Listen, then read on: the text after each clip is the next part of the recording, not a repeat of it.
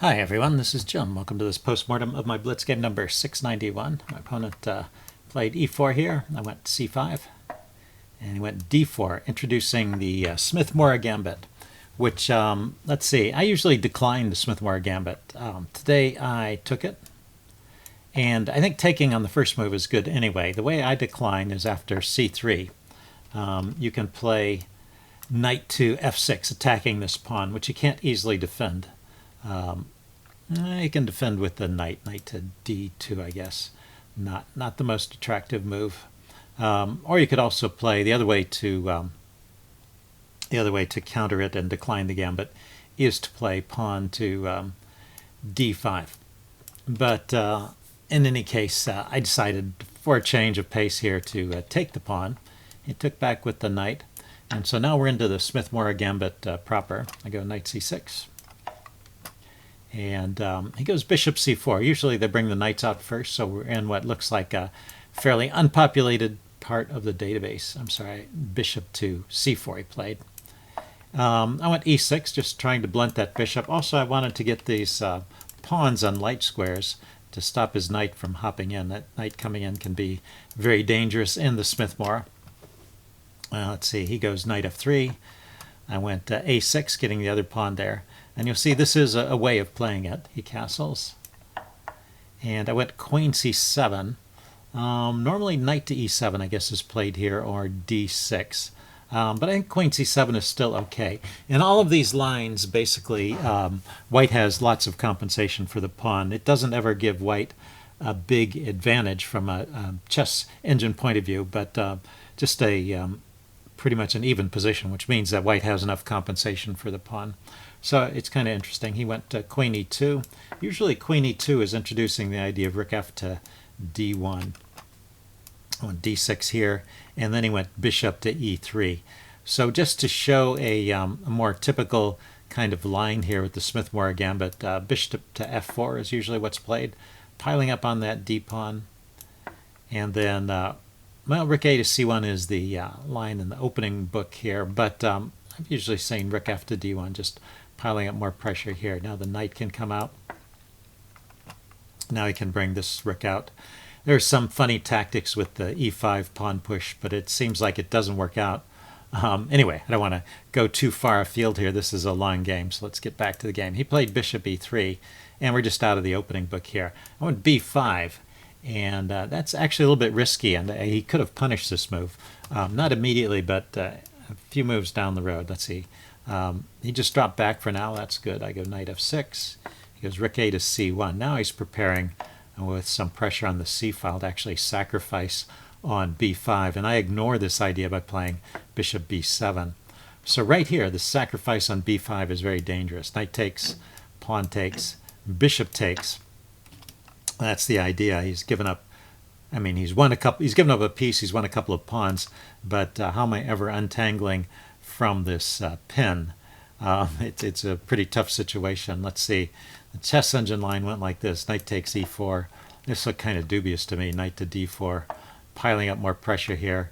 And then things fall apart. If you just try to unpin immediately, he can take here. And after these exchanges, the bishop is forking the knight and the rook. So anyway, that was just one example. It turns out there's better defenses, but still it seems like white gets an advantage by sacrificing on b5. Instead he went h3.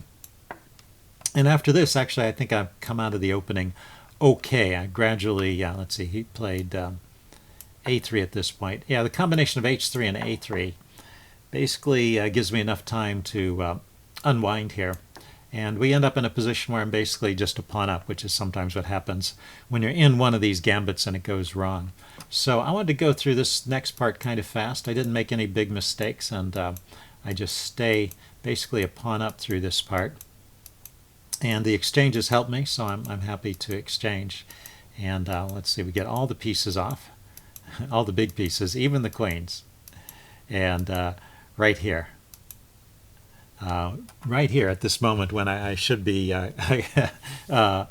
just kind of playing out this endgame. I'm a pawn up in an endgame, and I have no big structural defects to worry about. I just have to take care of my d-pawn, but he can't quickly organize an assault on the d-pawn. So all I have to do is be a little bit careful, and I should win this game. I guess I had used up too much of my attention already in the earlier part of the game, because I play a horrible blunder here. I play f6. And now he should just take, right? Not only does it win a pawn, but it forks the king and the knight. So that would just be a quick knockout blow for white. It just shows how one little moment of inattention will cost you the game. Anyway, he went king g1 instead of taking advantage of that opportunity. I leave the pawn up there. I move the knight away, but the pawn is still hanging at this point. He doesn't take it. He goes king f2. And now I'm back to winning again with king f7. Just a pawn up. But yeah, this structure here is a bit funny. I can't move my I can't move my e-pawn at all because it's pinned, and I'm going to have to move this bishop out of the way to get the king over while still defending that pawn.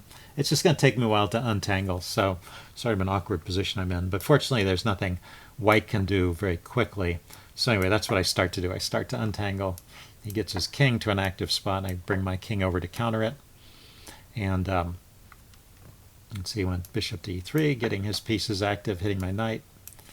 He goes f4. And I went f5. I think f5 was a mistake. It kind of opens up this square here for his knight to hop into. He doesn't take the fullest advantage of that, but the chess engine is saying h5 is the way to play here. Man, it's important to remember you need to go slow in these endgames. The reason why I was attracted to f5 is I wanted to free up the f6 square for my knight. The knight got chased away from b6 here. I want to get it over to f6. So I have another piece on the d5 square. I'd like to push that pawn forward to d5 if I can. But, well, maybe it's just not possible to do that, and I have to think of a different plan. Anyway, I went with f5. He took. I took back. And now he could just hop in with his knight to d5 here. And I would probably trade it off, but that would leave him with pretty good clamp on my position here. It'd be hard for me to make progress. So I think that kind of gives up the advantage here. Anyway, he went g3, shoring up his pawn structure. I went knight f6. Now I've got two pieces on this d5 square, so I'm feeling a little better. He goes bishop to d4, taking a look at my knight. I go g6 anyway. I need to get my dark squared bishop into the game. He goes h4, knight to e4.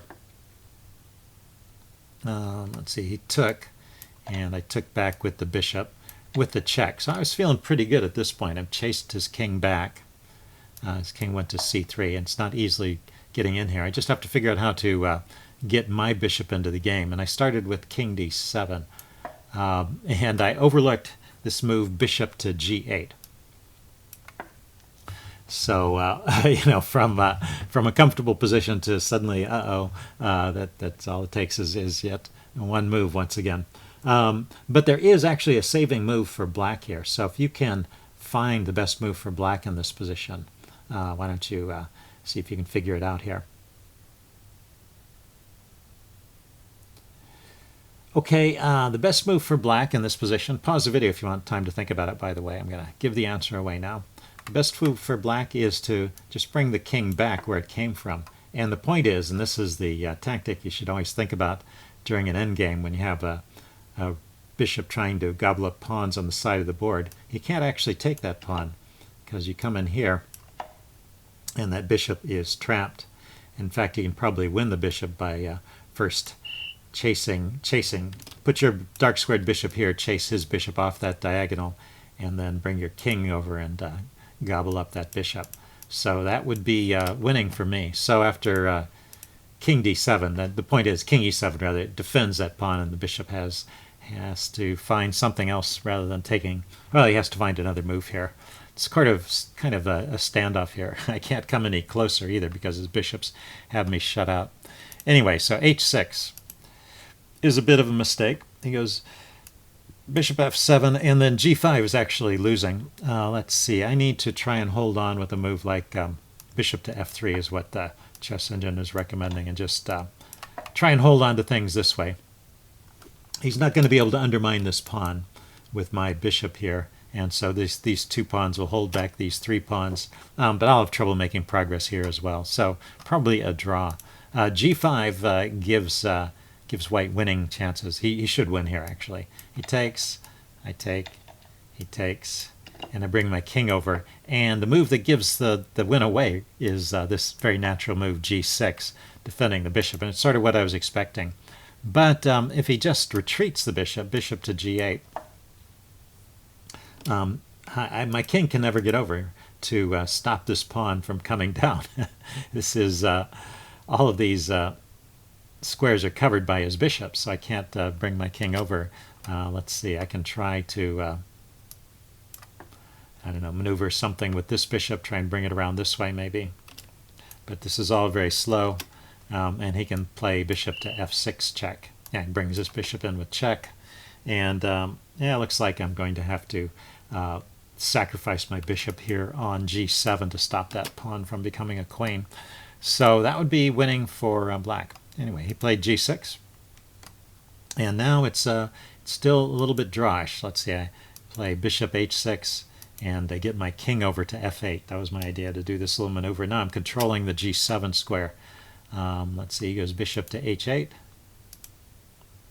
and that allows me to force a trade of these dark squared bishops. But that might have been coming anyway. I mean, I was going to play bishop to G7 in any case.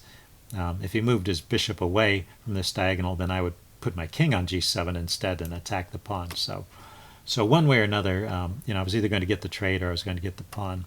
So this is no worse than any other move. It just allows me to get the trade, and then he can get in bishop to F7 and defend the pawn this way. Yeah, maybe he could have played bishop F7 in the other line too. Let's see. So I go bishop C6. I want to bring this bishop around and try and harass his bishop. So all this is in the range of even. Let's see. I go king F6. I want to keep his king from coming in. He goes king E3, kind of marking time here. I went bishop D7. He goes king back to D4. And now I should just go back to C6 and be content with the draw. That's really the best that I can do here. Yeah, so I was trying a little too hard. I played in this position. Instead of going back to C6, I went to E6.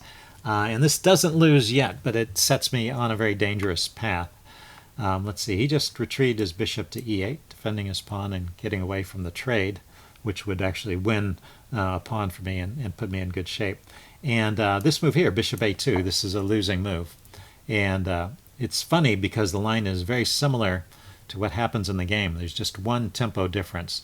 So let's look at the winning idea here. The winning idea here is not to, or drawing idea rather. Drawing idea is not to move the bishop, but leave it there. It's in a critical spot because from this square it can go in 2 directions. So move the king instead, and then as white maneuvers around to try and attack this pawn, just grab on G6, and then when he attacks the A pawn, drop the bishop back here. Oh, I don't have to right away. I can bring the king over one more step. He takes the pawn, and now I defend with bishop to D7. And we get a position very similar to this in the game, but I have one tempo up. My king has gotten one tempo closer. And we'll see in the game, because of bishop to A2, that's what I actually played. He goes bishop C6 with the same idea, coming in here and going after the other pawn. My king is too far away to play this trick with trapping the bishop. So let's see. I do have time to grab here still. He goes to bishop to B7. Now my bishop has to come back. So that's the loss of the tempo. The bishop had to come back. He takes a pawn, and I go to D7 to defend my pawn, and his king can come in. Whereas in the other line, my king was already on this square, and I can defend when his king comes in. Here I'm one step away. I played, so instead of defending, which is hopeless, I go forward. I still thought I had some chances on this line because I was going after his pawn, but well, he can freeze things. Oops, let's see. What did I play here? He's hitting my bishop, right? I have to drop the bishop back to E8, and then he attacks my pawn, and it's not just a trade of pawns because actually he can attack this pawn. Well, it is a trade of pawns. Yeah, I guess it's a trade of pawns in either case. And he takes with the bishop, but his king is in good shape here, and he's actually winning once again. So let's go forward a few moves till the next mistake. I start to bring my king over, and he plays king c3, and that's the move that allows the draw. So he wins here with a lot of almost any other move, I guess, but bishop e4 is maybe the simplest way to win. Let's see, I keep trying to bring my king over. He brings his king down to c5, basically supporting his bishop coming to this square. I bring my king in, bishop here, and well, I can trade. He'll win this pawn, and that will be a pretty easy win. Let's see, is that true? If I trade, he takes. I can try and defend my pawn. He could run me out of moves, though. I have no move here to defend my pawn. So yeah, it's an easy win.